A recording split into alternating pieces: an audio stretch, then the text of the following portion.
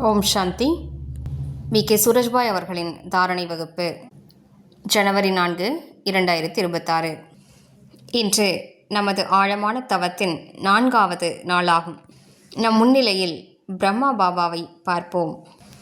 எவ்வாறு பிரம்மா பாபா சிவதந்தையின் நினைவில் மூழ்கியிருக்கிறார் என்று பாருங்கள். அவரது புத்தி பாபா மீது ஸ்திரமாக இருக்கிறது.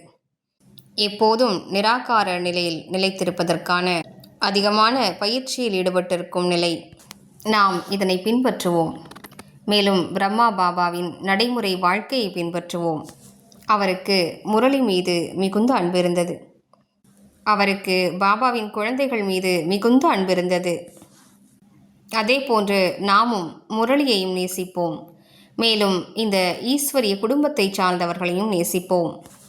சிலருக்கு குடும்பத்தில் இருப்பவர்களை நேசிப்பது கடினமாக இருக்கிறது. ஆனால் நமது இந்த குடும்பமோ ஈஸ்வரிய குடும்பமாகும், தெய்வீக குடும்பமாகும். இது இஷ்ட தெய்வங்களின் குடும்பமாகும். இந்த பார்வையில் அவர்களை பார்ப்போமானால் மிகுந்த அன்பு ஏற்படும். அவர்களது குணங்களைத்தான் நாம் பார்ப்போம், அவகுணங்களை பார்க்க மாட்டோம். முரளி என்பது ஆத்மாவின் உணவாகும். முரளி பகவானுடைய ஞானம். ஜென்ம ஜென்மங்களாக எந்த சத்திய ஞானத்தை நாம் தேடி வந்தோமோ அது முரளியில் நமக்கு கிடைக்கிறது. சத்திய ஞானம் கிடைத்தால் சித்தத்தின் இருள் விலகிவிடும் என்று தேடி வந்தோம். சத்திய ஞானம் கிடைத்தால் ஜென்ம ஜென்மங்களின் தேடல் முடிந்துவிடும். முக்தி, ஜீவன் முக்தியை பற்றிய ஞானம், பரமாத்மாவை பற்றிய ஞானம், மேலும் சுயத்தை பற்றிய ஞானம். இந்த ஞானம் கிடைத்தால் மனம், புத்தி அலைபாய்வது நின்றுவிடும். அப்படிப்பட்ட சத்திய ஞானத்தை முரளி கொடுக்கிறது. முரளி அமிர்தமாகும். முரளியை கேட்டு மனம் என்ற மயில் ஆடுகின்றது. அந்த முரளியின் சுகத்தை எடுத்துக்கொண்டே செல்வோம். முரளியின் ரசனையை அனுபவிப்போம். மேலும் முரளியின் அடிப்படையில் அனுதினமும் நமது சிந்தனைகளை உயர்த்தி கொண்டே செல்வோம். வெறும் முரளியை படித்து விடுவது போதுமானதல்ல. முரளியை படிப்பது என்பது முதன்மையான அடியாகும்.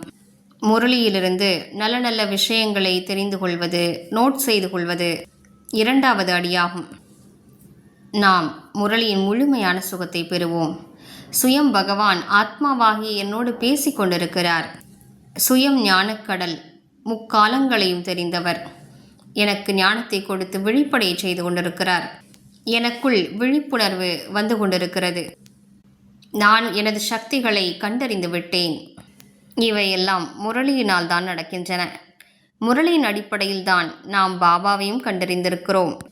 மேலும் தன்னை கூட கண்டறிந்து கொண்டே செல்கின்றோம். இரண்டையும் தெரிந்து கொள்வது அவசியமாகும்.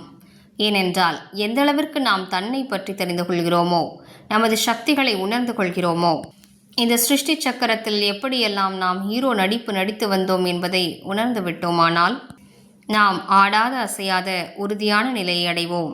நமது சம்ஸ்காரங்களை மாற்றிக்கொள்வதும் நமக்கு சுலபமாக இருக்கும். அவ்வாறே பாபாவையும் கண்டறிவோம். பாபாவை எந்த அளவிற்கு ஆழமாக புரிந்து கொள்வோமோ, அவரது சக்திகளை கண்டறிவோமோ, மேலும் அவர் நிரந்தரமாக எனக்கு உறுதுணை புரிகிறார் என்பதை எந்த அளவிற்கு உணர்கிறோமோ, நாம் அழைத்தவுடனே அவர் வந்து விடுகிறார். நாம் அவரது துணையை விரும்பும்போது அவர் நமக்கு உறுதுணை செய்யாமல் இருப்பது என்பது நடக்க முடியாத விஷயமாகும். மேலும் அவர் சர்வசக்திவானாவார். அவர் நமக்கு உறுதுணையாக இருக்கும்போது நமக்கு ஏதோ தீங்கு நடப்பது என்பதும் நடக்க முடியாத விஷயமாகும். அவர் உறுதுணையாக இருப்பதால் நாம் எதற்கும் பயப்பட வேண்டிய அவசியமில்லை. இந்த இயற்கை கூட நம்மை ஒன்றும் செய்ய இயலாது. எனவே முரளியின் மூலமாக தன்னையும் பாபாவையும் நன்றாக உணர்ந்து கொண்டே செல்வோம். எனவே இன்று முழு நாளும் பாபாவை போன்றே அசரீரி ஆவதற்கான பயிற்சியை மேற்கொள்வோம். பிரம்மா பாபாவின் கடைசி காலகட்டத்தில் அவர் யாருக்கு திருஷ்டி கொடுத்தாலும் அவர்கள் ஆழமான அமைதியின் நிலைக்கு சென்று விட்டார்கள். அவர்கள் தனது உடலையே மறந்து விட்டார்கள்.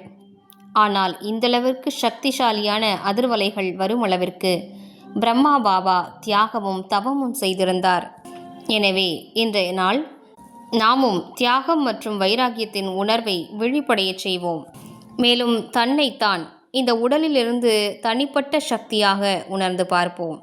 கூடவே ஆன்மீக பார்வையையும் பயிற்சி செய்வோம்.